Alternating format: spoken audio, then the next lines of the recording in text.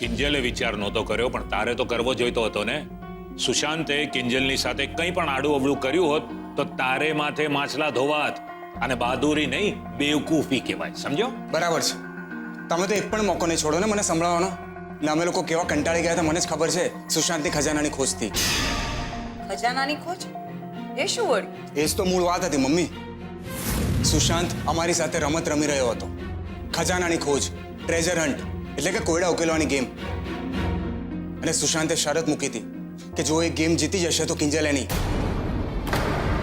અને કિંજલે પણ શરત કબૂલી લીધી. બોલો. અને સુશાંતનો પહેલો કોયડો હતો શોલેનો પેલો ડાયલોગ છે ને, કિતને આદમી થે, 2 या 3.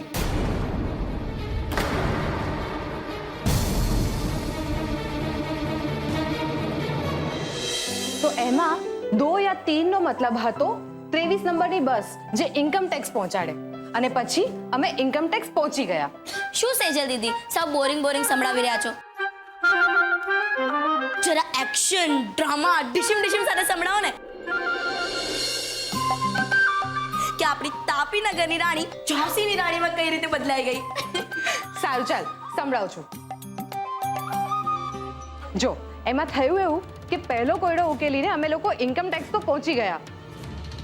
અમને એમ કે ત્યાં જઈશું એટલે બીજો કોયડો મળી જ જશે.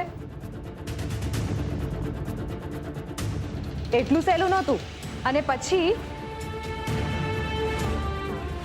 સુશાંતના મગજથી વિચારીશું ને તો નક્કી ક્લુ આવીને આપણા હાથમાં પડશે. મેડમ, હા તમારા માટે. એમ તો કોયડાના બીજા કાગળમાં શું હતું?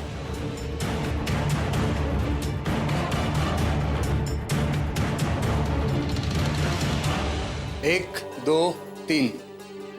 તેજાબનું પેલું ગીત છે ને, 1 2 3. અને સાથે માધુરીનો ડાન્સ કરતો ફોટો પણ હતો. આમાં શું સમજાય? અને માધુરીને ને આપણને શું લાગે વળગે? રેસ તો આ રમતની મજા છે મમ્મી, મગજ દોડાવવાનું. અને કોયડો જોઈને જ સેજલનું મગજ તો આમ ફટ કરીને દોડવા લાગ્યું. બોલો. હા, તે દોડે જ ને. આખરે તો સીએ ખરી ને, એટલે આંકડા તો તરત જ સમજાઈ જાય એને. આ તો સારું જ છે ને. પછી શું થયું બેટા? પછી શું થાય? કોયડો અને ફોટો જોતા જ સેજલને યાદ આવી ગયું. તને યાદ છે કિંજલ, થોડા દિવસો પહેલા છાપામાં એક એડ આવી હતી. નવી ડાન્સ એકેડમી શરૂ થઈ રહી છે. માધુરી દીક્ષિત જેવો જ ડાન્સ શીખો, માધુરી પાસેથી જ. અને એમાં પણ આ જ ફોટો હતો. પછી પછી શું?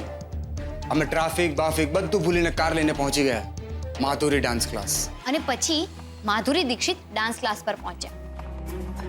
ત્યાં જઈને જોયું તો ત્યાં તાળું. અમે સમજી ગયા કે અમે મોડા પડ્યા છીએ.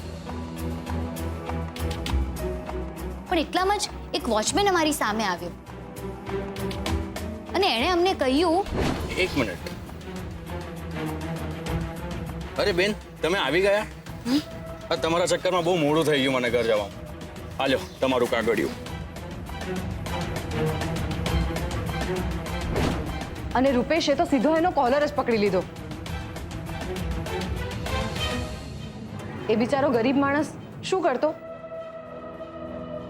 એને થોડી ખબર હતી કે સુશાંત કેવો હતો. પછી એની પાસેથી અમે ક્લુ લઈ લીધો આગળનો. અને પછી એ ચિઠ્ઠીમાં ડોન ફિલ્મનો ડાયલોગ લખેલો હતો. કયો ડાયલોગ? પેલો ને કે डॉन की तलाश तो 11 मुल्कों की पुलिस कर रही है. હા. એમ આ 11 મુલ્કોની પોલીસવાળા ડાયલોગ પછી આગળ શું? 11 મુલ્ક એટલે કે 11 કિલોમીટર દૂર આવેલું એરપોર્ટ.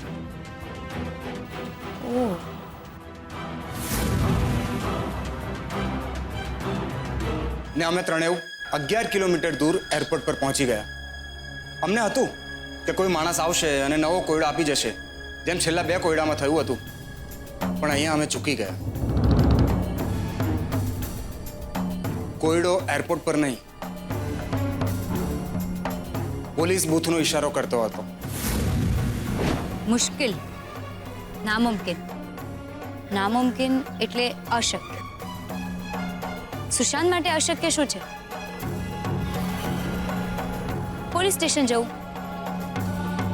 એનો મતલબ આપણી નેક્સ્ટ ક્લુ પોલીસ સ્ટેશનમાં છે.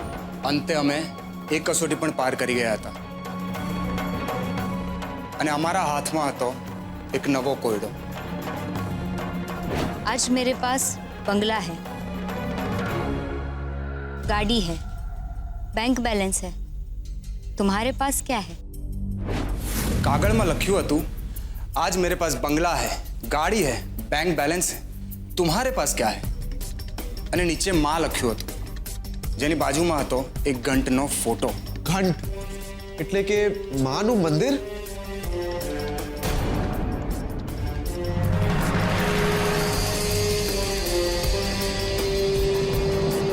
અમે માતાજીના મંદિરે જવા માટે નીકળ્યા અને એટલામાં અમારી ગાડીનું પેટ્રોલ પણ પતવા આવ્યું. ને મંદિરનો રસ્તો એટલો સાંકડો હતો કે અમારે ચાલતા જ જવું પડે એમ હતું. ને એટલે અમે ડ્રાઈવરને એમ કહ્યું કે તું પેટ્રોલ પુરાવીને આવ, અને અમે લોકો ચાલતા થયા. પછી અચાનકથી એક માણસ અમારી સામે આવી ગયો અમને એડ્રેસ પૂછવા માટે. અમને તો એમ કે સુશાંત હશે, પણ સુશાંત નહોતો. ને અચાનક જ અમે વધુ કંઈ સમજીએ એ પહેલા તો એક ગાડી આવી ગઈ. ગાડીમાંથી એક માણસ આવ્યો. એણે મારા મોઢા પર કાળું કપડું ઢાંક્યું અને મને કિડનેપ કરીને લઈ ગયા. અમે લોકોએ બૂમા બૂમ કરી મૂકી. રૂપેશ તો ગાડીની પાછળ પણ ભાગ્યો. એ દરમિયાન પેલો જે એડ્રેસ પૂછવા વાળો માણસ હતો ને એ ભાગી ગયો. તો ભાગી જ જાય ને. મને તો એક વાત નથી સમજાતી કે તમે લોકો આવી મૂર્ખામી કરી જ કઈ રીતે શકો. પછી કિંજલે કઈ કહ્યું ત્યાં શું થયું અને સુશાંતે એની સાથે કેવું વર્તન કર્યું? ના, કિંજલ થોડી અપસેટ હતી અને જેવો હું ત્યાં પહોંચ્યો તો મેં જોયું કે કિંજલનો હાથ લોહીથી ખરડાયેલો હતો ને કિંજલને બચાવવા જતા પપ્પાજીના પગમાં પણ ફ્રેક્ચર આવી ગયું. એટલે મને લાગ્યું કે આ યોગ્ય સમય નથી આ બધું પૂછવાનો. એમ તને શું લાગે છે તે કિંજલને પૂછ્યું હોત તો કિંજલે નખશીક વર્ણન કર્યું હોત શું બન્યું હતું એનું? લખીને આપું છું રૂપેશ, એ દિવસે રૂમમાં સુશાંત અને કિંજલ વચ્ચે શું બન્યું એ કિંજલ ક્યારે નહીં જણાવે. એવું નથી પપ્પા, એટલે કિંજલ શું કામ છુપાવે? એ કહેશે જેમ ધીરે ધીરે આ ઘટનાના આઘાતમાંથી એ બહાર આવશે ને એ બધું કહેશે મને. પણ અત્યારે તો એણે મને એટલું જ કહ્યું કે ત્યાં રૂમમાં ઉત્કર્ષનું લાઈફ સાઇઝ કટઆઉટ હતું.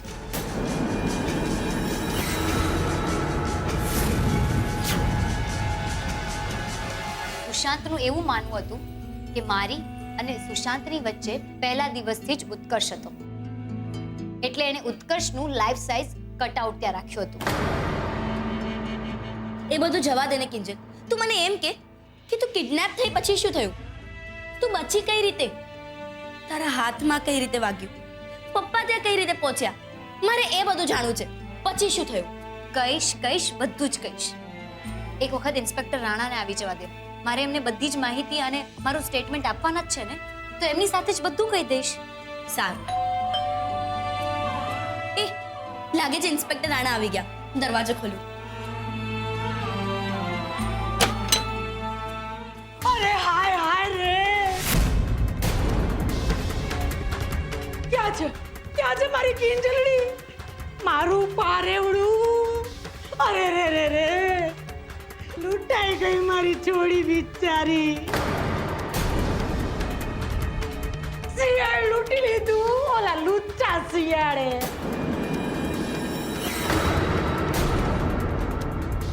આબરૂ લૂંટી લીધી. હવે તો કૂવો પૂરવો પડશે બિચારીને. કોણ પરણશે મારી છોડીને? કોણ? અરે જી પરણવા આવશે એને તો પેલા માંડીને વાર્તા કેવી પડશે. ત્યાં છોડી એક રાત બહાર કાઢીને આવી છે.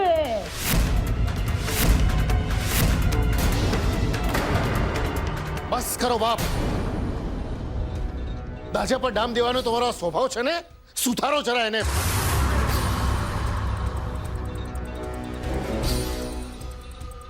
અરે તમે કહો છો એવું કઈ નથી થયું. માટે તમારી હાયની દુકાન બંધ કરો અને ચાલતી પકડો ઘરમાંથી. હા તે કે નીકળી જઈશ રેવા નથી એવી એમ જો ને મોહનિયા અત્યારે તો હું એકલી બોલું છું અને તને મરચા લાગે છે કા અરે કાલે ઉઠીને ગામ આખું બોલશે ત્યારે શું કરીશ લોકોની જીભ ખેંચતો ફરીશ જરૂર પડશે ને તો એ પણ કરીશ. બોલે મોટો કરીશ અરે આવા ગાંડા કાઢવાનું બંધ કર મોહન બંધ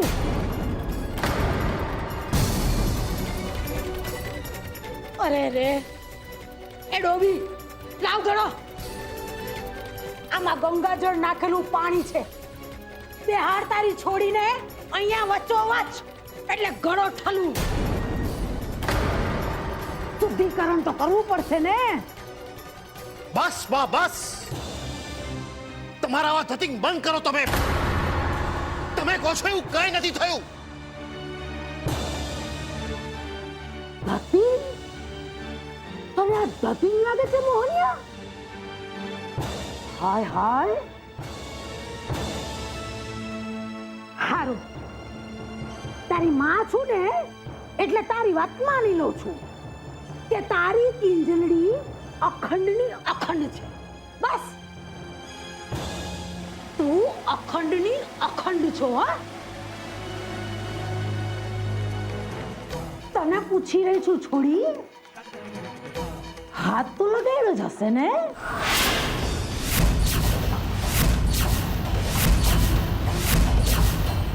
થોડા ઘણા અડપલા તો કર્યા જ હોય ને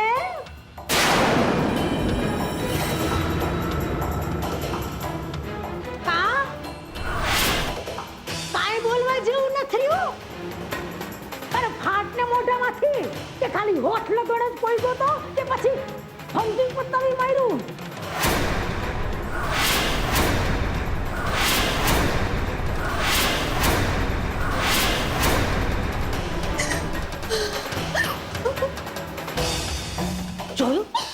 જોયું મીરાબાઉ લાગી ગયા ને તાળા તમારી ઝાંસીની રાણીના મોઢે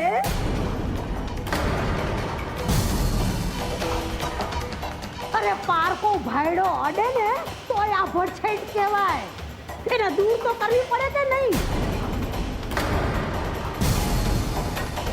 એટલે એ ડોબી સરો ચાર ચોપડી આમ આવને અહીંયા પકડીને બે હારોલી અભલાયેલી ને ઘરની વચોવચ પાટલા ઉપર અને મીરાબો પાટલો લઈ આવો જઈને ધૂપ દીવા અગરબત્તી પ્રગટાવો અરે આનું શુદ્ધિકરણ નહીં થાય ને તો કાલે ઉઠીને ઘર કૂડ અંધું અભડાઈ જાહે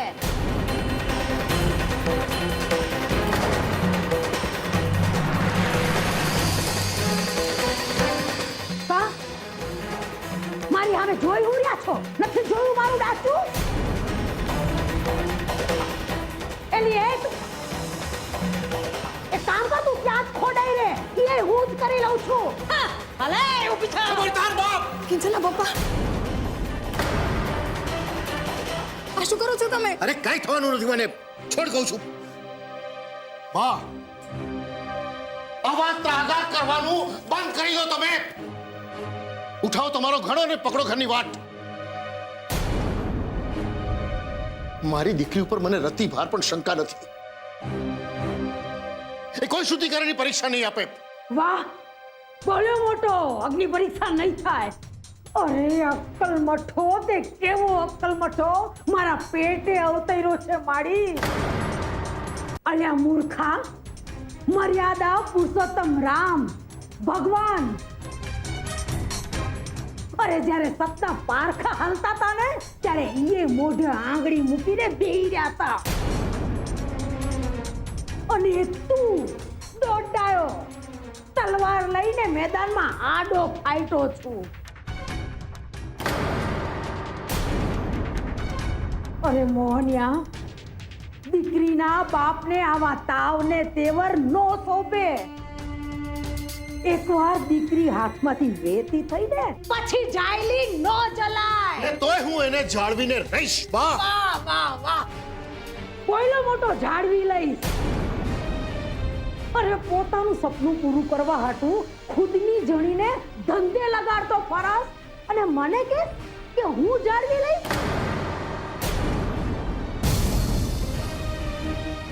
અરે તને જાતને જાળવતા આવડે છે?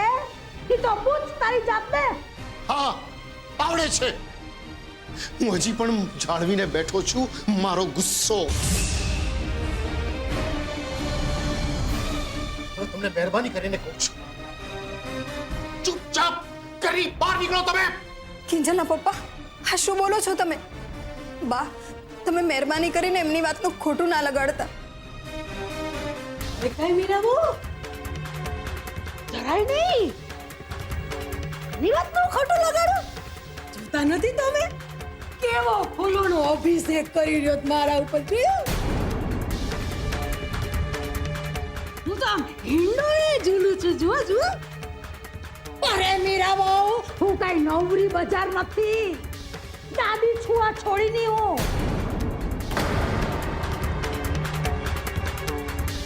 એની હારે જીત થયું ને એનું મને દુઃખ થયું એટલે ખરખરો કરવા આવી પોઈકી હું.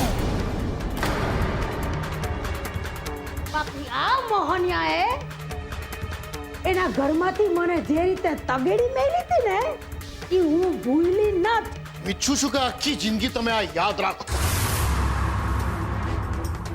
હા, તમારો આજે પારકી પંચાયત કરવા વાળો સ્વભાવ છે ને એ છોડો.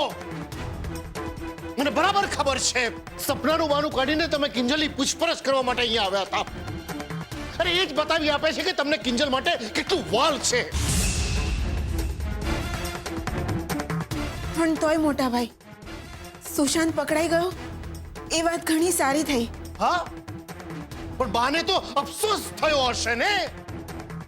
સુશાંત સાથે અમેરિકા જવાનું એમનું સપનું રોળાઈ ગયું. ખરું ને બા? હા હાચું ને? તું કે કઈ ખોટું થોડું હોય. તે કીધું એટલે સોનાની લકીર ભાઈ. બાકી મૂર્ખા અમે, ખોટાળા તો કે અમે. તું તો સત્યનો થાંભલો ભાઈ. પણ એક વાત કહી દઉં છું મોહન, ચાંદમાં એકવાર ડાઘ પડ્યો એટલે પડ્યો.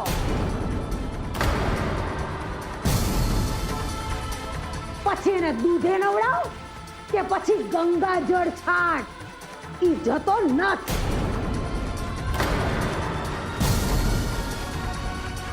બાકી દુનિયા આંધળી નથ.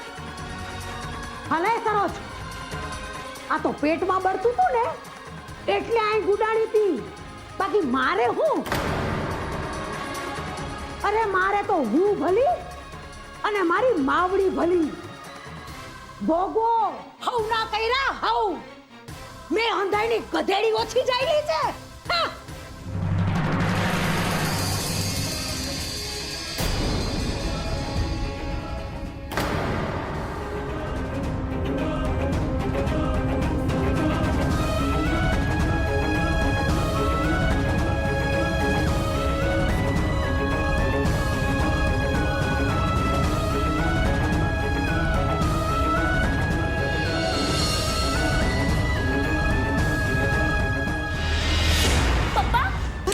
શું થયું?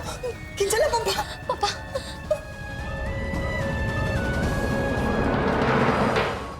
મારું લાઈફ સાઈઝ કટઆઉટ? અરે મને તો એ નથી સમજાતું કે આ સુશાંત જ્યારે હોય ત્યારે મારો ફોટો, મારું માસ્ક લઈને કિંજલની સામે કેમ આવી જાય છે?